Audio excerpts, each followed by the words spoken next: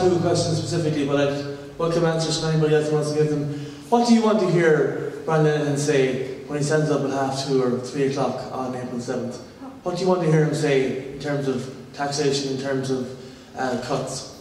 What does he need to say to finally answer the question once and for all that we're going to get back on track? I actually have gained a lot of respect for Brian Lenihan over the last 6 months, because I think above anybody else in there, he is prepared to admit when he's made mistakes. I mean, the notion of increasing the VAT rate last October was insane, and he admitted that a few weeks ago, and fair play, because there's been too much emphasis in this country over the last couple of years on failing to face up to the realities of what was happening. And if we had recognised the problems a couple of years back, we could actually have sorted them more quickly and more easily. But anyway, what is he to do on April 7th? Well, I think he needs to avoid a slash and burn approach. He cannot be driven by short-term panic thinking. In other words, slap up taxes, cut spending dramatically in an unstructured way, perhaps on the face of it improve the budgeted deficit for the next 12 months, while the reality would be that the deficit actually would turn out to be much worse if you adopt that sort of approach. So what he needs to stand up and do is present a strategic vision on where he wants Ireland to go. He needs to focus in on the importance of competitiveness. I think minimal tax changes. I think he needs to take out the very obvious wasteful spending in the public spending arena. For example, the Quango area, according to Martin Mansor, accounts for around 8 billion of our spending every year. You can cut out a lot of spending there without anybody noticing. So it's a commitment to a much more efficient and effective public sector driven by spending imperatives. And as I say, on the tax side, he cannot, or should not, in my view, do anything to further undermine incentives in the economy. Excuse me. So that's the short-term approach.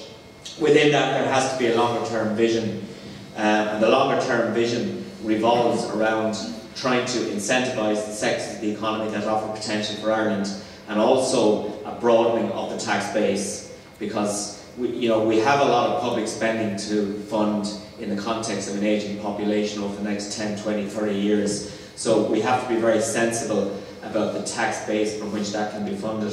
So to me, it's a sensible approach that recognises the problems and the realities, and that does not be seen as just a penny measure that will ultimately backfire big time.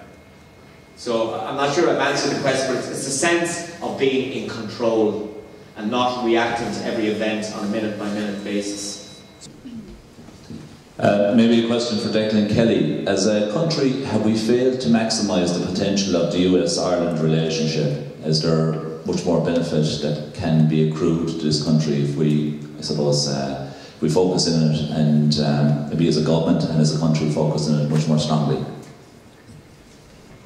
How do we ensure that political self-interest doesn't stand in the way of progress, as in the boundary issue with Limerick, where it's been identified for over 10 years that 3 local authorities running one area is insane, and where best practice shows that there needs to be one overall governance to articulate vision and go after inward investment, etc.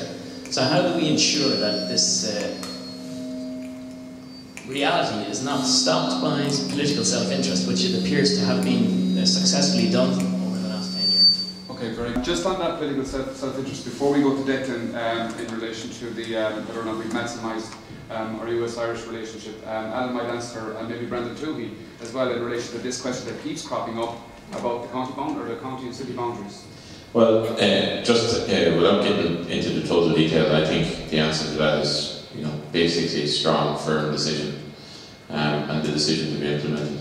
And it has to, this has been bouncing around for a long time. But the, from a national perspective, from a government perspective, the idea that NIMBYism, not in my backyard syndrome, and that self-interest is stopping progress, where people are just looking from an electoral side of things rather than looking at the greater picture. I mean, that just needs to be cut out from the top. And this crosses over a number of other areas as well, not just in relation to that. Also crosses over, and Jim has hit on it, in relation to agencies and the overlap there, and you know, everyone looking for to be relevant, and you know, there's a responsibility here as well. In this country, we have 9 boards for tourism. That's insane. I'm a spokesperson on tourism. I worked in tourism for 8 years.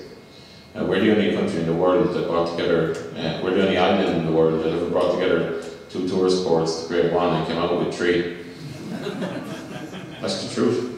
But relevance, just crossing over onto that, there is also an issue, I think, in relation to the industry side of things. I believe the IDA and Enterprise Ireland do a great job, fantastic job, men an awful lot of them. They do some fantastic work selling Ireland, but I do believe we can improve.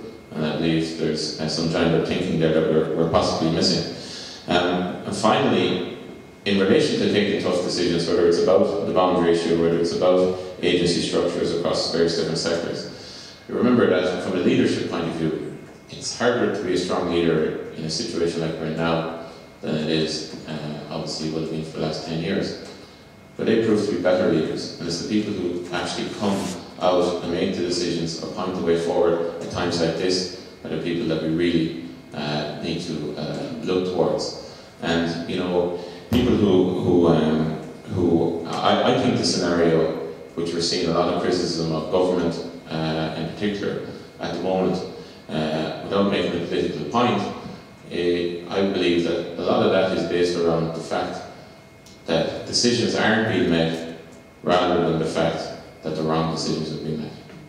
Thanks. Brendan, very quickly on the city boundary issue, very quickly. Yeah, I'm a Corkman, so I'm not from Limerick, so...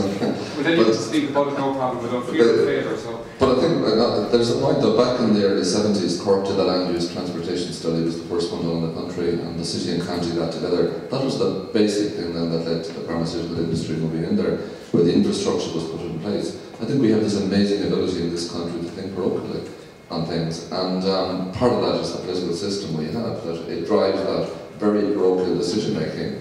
I think as well then that how do you influence things? How do you put things on the agenda where there's a formal structure, but the informal structure is what really gets things done. I think part of the thing here is just the decision to go and you're not going to get the type of development in this area unless you sort out the it's. A more general principle, I think, is Eisenhower said in the 40s, plans are useless, but planning is everything. In other words, it's not the plan; it's how you implement the blinking thing. And I think we have an amazing, if we have plans on everything. I mean, we're not short of plans on anything in this country. There's fantastic ones, but they've been sitting on shelves everywhere for years. What really is about taking initiatives to make it happen, and then holding people accountable to deliver on it. As a former public servant, I mean, I think the biggest issue.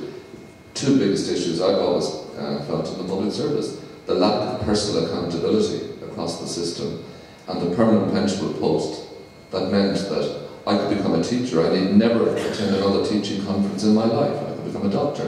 In other words, I could go into a position and hold that position until I was 65. So there has to be a system of personal accountability. And this goes right down to the councils, what you talk about as well. One other thing just about the public service system, I mean, this is international. Public services and people generally tend to get measured on how big is your empire, how big is your scale. So that militates against people saying we'll amalgamate and work together. We need to change the reward systems for people to collaborate and cooperate, rather than saying we'll judge your salary on the size of how many people you're working under you. It's irrelevant. It's the person that says, I'll actually sacrifice some of my empire, inverted commas, and because it's more sensible for the system to have it. I think the Limerick and that sort of joint authority here is a classic on that one. I think you have a consensus on that.